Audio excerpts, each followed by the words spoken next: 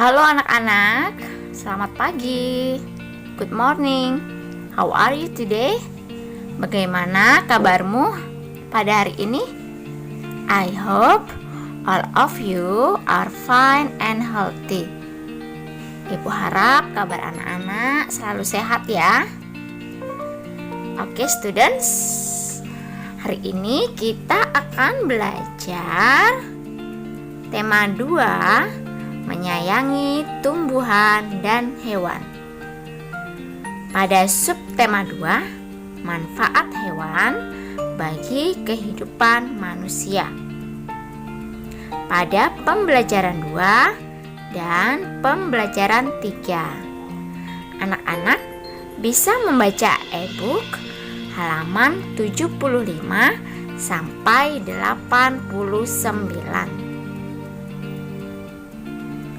Kompetensi dasar yang akan kita capai pada hari ini adalah KD 3.8, menguraikan pesan dalam dongeng yang disajikan secara lisan, tulis, dan visual dengan tujuan untuk kesenangan. KD 4.8, memeragakan pesan dalam dongeng sebagai bentuk ungkapan diri menggunakan kosakata baku dan kalimat efektif. KD 3.3, menjelaskan makna keberagaman karakteristik individu di lingkungan sekitar. KD 4.3, menyajikan makna keberagaman karakteristik individu di lingkungan sekitar. KD 3.1, menjelaskan sifat-sifat operasi hitung pada bilangan cacah. KD 4.1, menyelesaikan masalah yang melibatkan penggunaan sifat-sifat operasi hitung pada bilangan cacah. Anak-anak, pada pertemuan sebelumnya kita sudah belajar tentang dongeng. Hari ini kita akan belajar dongeng tentang hewan atau fabel. Fabel adalah dongeng yang tokohnya adalah hewan. Fabel juga berisi pesan atau amanat. Amanat yang sudah kamu temukan dapat kamu ceritakan kepada orang lain. Pesan atau amanat cerita. Apa itu amanat? Ada yang sudah mencarinya? Amanat merupakan suatu pesan moral atau nasihat yang disampaikan oleh seseorang kepada orang lain, baik secara langsung maupun melalui suatu karya. Ciri-ciri amanat pada cerita. 1. Pesan moral dalam suatu karya biasanya disampaikan pada bagian akhir cerita. 2. Amanat bisa diketahui secara jelas dalam bentuk seruan, nasihat, peringatan, saran, anjuran, maupun larangan yang berhubungan dengan tema utama suatu cerita. 3. Pesan moral yang disampaikan oleh pengarang bertujuan agar pembaca mau melakukan sesuai dengan amanat di dalam cerita. Macam-macam amanat. Yang pertama ada amanat tersurat, yaitu salah satu pesan moral yang disampaikan secara langsung dan jelas oleh pengarang di dalam karyanya, sehingga dapat dengan mudah dimengerti oleh pembaca melalui kalimat penjelasan jika berupa tulisan. Kedua, amanat tersirat, yaitu suatu pesan moral yang disampaikan secara tersembunyi oleh pengarang dan hanya bisa dimengerti oleh pembaca bila mengikuti alur cerita. Amanat tersirat ini berupa pesan yang bisa diambil dalam cerita, baik secara keseluruhan ataupun pada bagian tertentu. Cara menentukan amanat sebuah cerita. Untuk hal yang bersifat positif, bersifat baik, para penulis cenderung menggunakan sebuah kalimat ajakan. Ayo kita berbuat baik kepada sesama, misalnya seperti itu. Sedangkan untuk hal yang bersifat negatif, ini dapat berisi perintah larangan. Contohnya, jangan mencuri, jangan marah kepada teman. Contohnya seperti itu.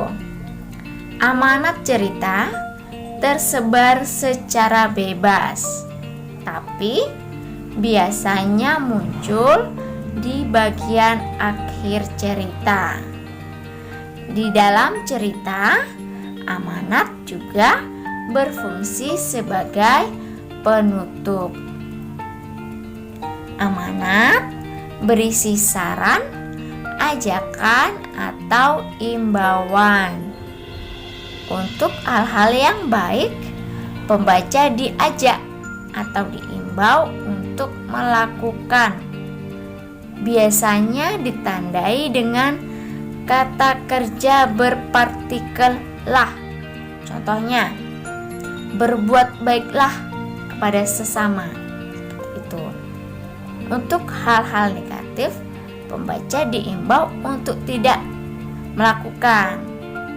Biasanya ditandai dengan penggunaan kata jangan. Jangan marah kepada teman, jangan mencuri, misalnya seperti itu. Anak-anak, ayo kita baca cerita berikut dan kita temukan pesannya. Cerita berjudul Buaya yang Serakah. Di sebuah pinggiran sungai, hidup seekor buaya yang tengah kelaparan. Sudah selama 3 hari, ia tidak makan apapun. Dan kini perutnya sangat lapar. Dan jika ia tidak makan, maka bisa-bisa ia mati. Kemudian ia pun masuk ke dalam sungai dan berenang di dalamnya untuk mencari makanan. Akhirnya sang buaya melihat ada seekor bebek yang tengah berenang. Ketika sang bebek tahu sedang diincar oleh buaya, ia pun akhirnya menepi. Melihat bebek yang hendak dimangsa tersebut kabur, akhirnya buaya pun mengejarnya. Dan alhasil bebek tertangkap olehnya. Sembari menangis ketakutan, sang bebek berkata, "Ampun buaya, lepaskan aku. Dagingku hanya sedikit. Mengapa engkau tidak memaksa kambing saja di hutan?" Sembari menunjukkan taring tajamnya, sang buaya berkata, "Baiklah kalau begitu, antarkan aku ke tempat persembunyian kambing di hutan sekarang.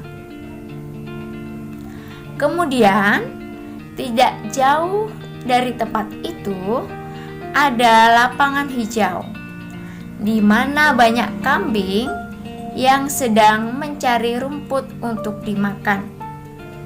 "Pergi sana, aku akan memangsa kambing saja." Akhirnya, bebek merasa sangat senang dan berlari dengan kecepatan yang penuh. Akhirnya, buaya pun mendapati seekor anak kambing yang berhasil ia tangkap. Sesudah beberapa lama dikejarnya, karena terlalu takutnya, anak kambing tersebut berkata, "Tolong, jangan makan aku. Aku masih sangat kecil, sehingga dagingku tidaklah banyak. Mengapa engkau tidak memakan gajah saja, yang dagingnya lebih banyak dariku? Aku akan mengantarmu ke sana."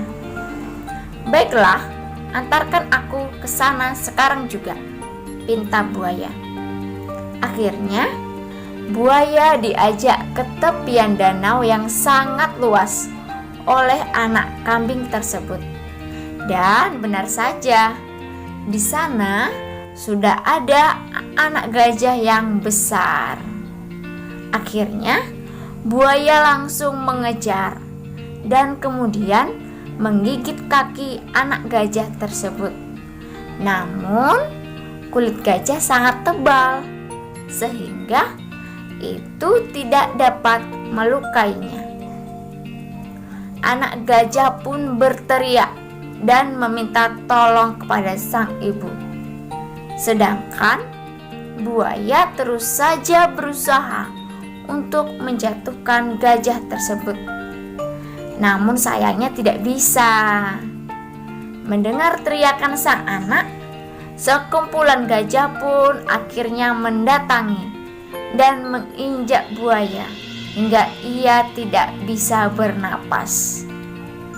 Akhirnya, sang buaya tetap saja tidak mampu melawan karena ukuran ibu gajah yang amat besar. Belum lagi ia dalam keadaan lemas karena belum makan. Setelah itu, buaya pun mati karena sudah kehabisan tenaga. Selesai. Nah, dari cerita ini kira-kira apa pesan yang bisa anak-anak dapatkan? Ayo, apa? Pesan atau amanatnya bisa, janganlah bersikap serakah, karena sikap serakah hanya akan merugikan dirimu sendiri. Amanat tadi termasuk amanat tersirat, karena tidak dituliskan. Kita harus membaca ceritanya. Ternyata kita tidak boleh serakah ya anak-anak, karena hanya akan merugikan diri kita sendiri. Seperti dalam cerita tadi, buaya serakah. Dia mau yang lebih dan lebih. Dan akhirnya dia malah dibunuh oleh gajah. Dia akhirnya mati. Nah, anak-anak, ini ada cerita. Kita baca juga ya. Setiap hari, keluarga Budi memberi makan dan minum untuk hewan peliharaannya. Tentunya hewannya bukan gajah, bukan buaya ya, karena itu adalah hewan yang dilindungi oleh pemerintah. Budi dan adiknya bertugas memberi makan dan minum kucing dan anjing. Ibu bertugas memberi makan ikan. Ayah bertugas memberi makan ayam dan burung. Mereka semua bekerja sama agar pekerjaan cepat selesai dan terasa ringan. Setelah selesai, keluarga Budi berkumpul untuk melihat hewan-hewan kesayangannya. Burung beo ayah sangat pintar, menirukan suara dan terdengar lucu. Budi sering menggoda burung beo agar menirukan kata yang diucapkan Budi. Anak-anak, dari cerita di samping kita dapat mengetahui bahwa sifat keluarga Budi rajin dan penyayang binatang. Setiap orang memiliki sifat yang berbeda-beda. Dapatkah kamu menyebutkan sifat anggota keluargamu dan teman-temanmu? Anak-anak, dalam keluarga kita memiliki keberagaman. Salah satunya keberagaman sifat. Apa yang harus kita lakukan? Dengan adanya keberagaman, kita dapat belajar untuk saling menghargai satu sama lain. Semua anggota keluarga sebaiknya saling memahami dan menghargai setiap perbedaan sifat.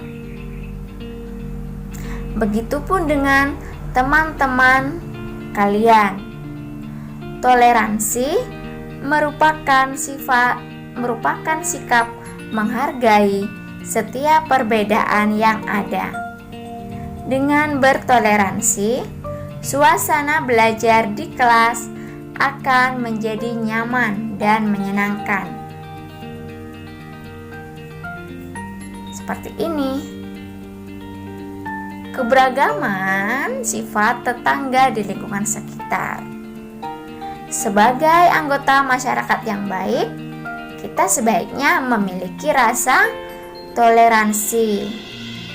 Dengan toleransi, kita belajar untuk saling menghargai dan menghormati perbedaan sifat yang dimiliki satu sama lain.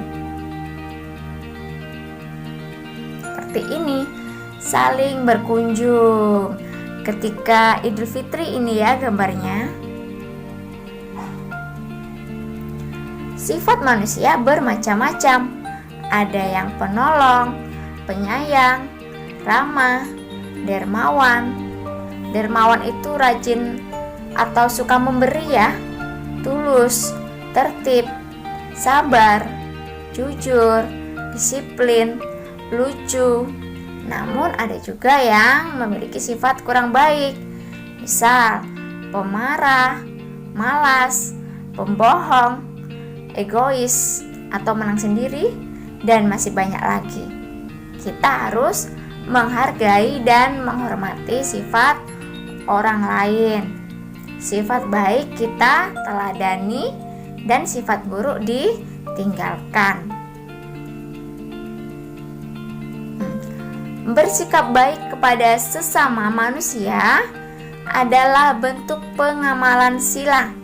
Tepatnya, pengamalan sila kedua Pancasila, yaitu kemanusiaan yang adil dan beradab. Kehidupan akan terasa damai dan menyenangkan jika kita bersikap baik kepada sesama. Contoh sifat baik dan tidak baik: sportif, jujur, dan rendah hati merupakan sifat yang baik. Sportif ini contohnya ketika anak-anak bermain bola. Ketika ada yang menang dan kalian kalah, kalian bisa menerimanya. Ini namanya sportif. Sifat baik harus ditanamkan sejak kecil dan dipelihara sampai tua. Sifat baik harus dilakukan dengan ikhlas, tanpa mengharapkan pujian atau balasan. Sombong adalah salah satu sifat yang tidak disukai orang.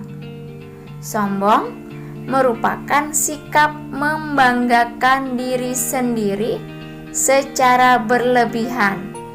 sehingga tidak menghargai orang lain.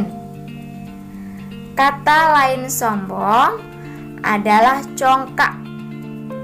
Kebalikan sombong adalah sifat rendah hati. Rendah hati adalah sikap merasa dirinya tidak lebih dari orang lain.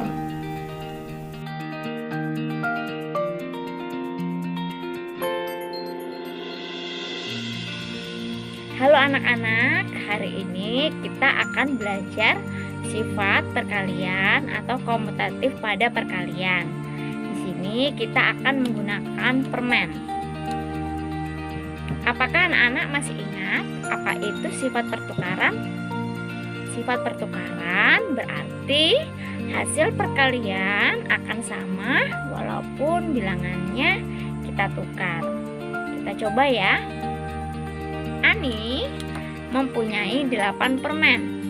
1, 2, 3, 4, 5, 6, 7, 8. Lalu permen tersebut akan dibagikan kepada 2 orang temannya. Jadi berapa masing-masing permen yang akan didapatkan 2 orang temannya? Kita coba ya. Kita bagi kepada 2 orang teman Ani sama banyak.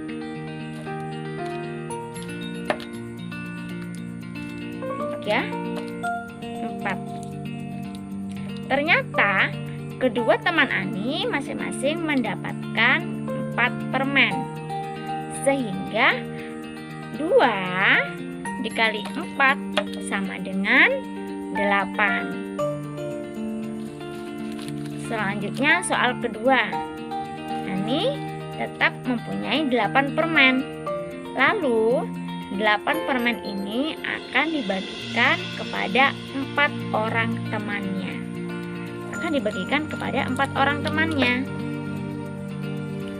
Berapa masing-masing permen yang akan didapatkan 4 orang temannya? Kita bagi sama banyak kepada 4 orang temannya. Ternyata permennya masih ada. Kita bagi lagi ya.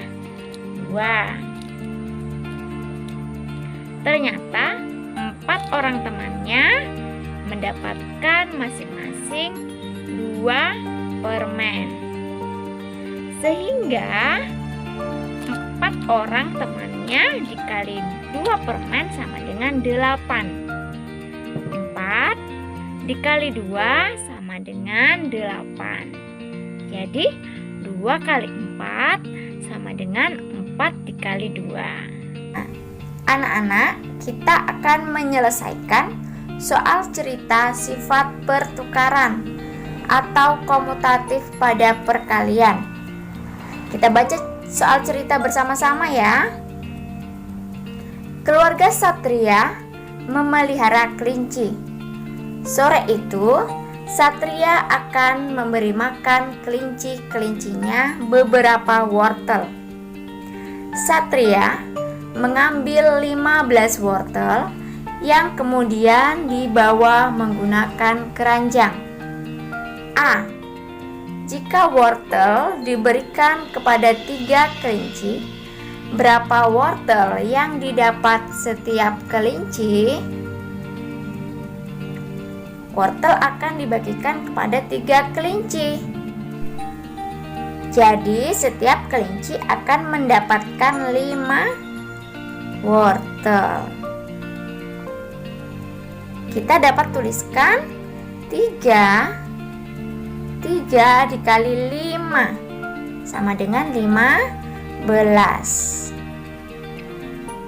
B. Pertanyaan selanjutnya. Jika wortel diberikan kepada 5 kelinci, berapa wortel yang didapat setiap kelinci? Akan dibagikan kepada 5 kelinci. Jadi, masing-masing akan mendapatkan 3 wortel. Kita dapat tuliskan penulisan lambang bilangan 5. Ini 5 dikali 3 sama dengan 15. Jadi, bentuk perkalian dari pemberian wortel kepada kelinci. 3 dikali 5 sama dengan 5 dikali 3 sama dengan 15. Oke, students, anak-anak, Ibu harap anak-anak memahami materi pada hari ini. Jika ada materi yang belum anak-anak pahami, anak-anak silakan menghubungi wali kelas masing-masing. Happy learning students, semangat belajar, selamat belajar. God bless you. Fighting.